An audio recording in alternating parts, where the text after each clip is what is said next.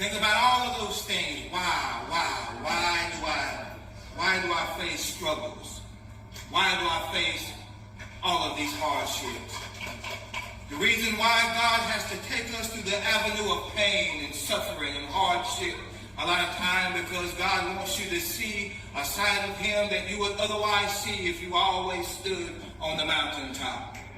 Now, I've told us time and time before that God has not designed us to stay on the mountaintop, but God, amen, takes us to the mountain. He takes us through the valley.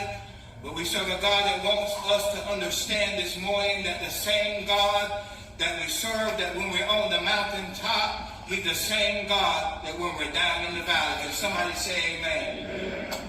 So why does God take us through hardships and pain and to suffering like he do? One reason is to show us a side of him that we wouldn't otherwise see if we always stood on the mountaintop.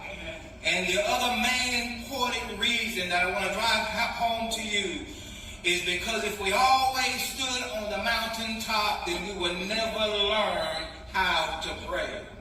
But God takes us through suffering, takes us through hardships, he takes us through pain so that we can learn how to get down on our knees and pray and call upon the Lord.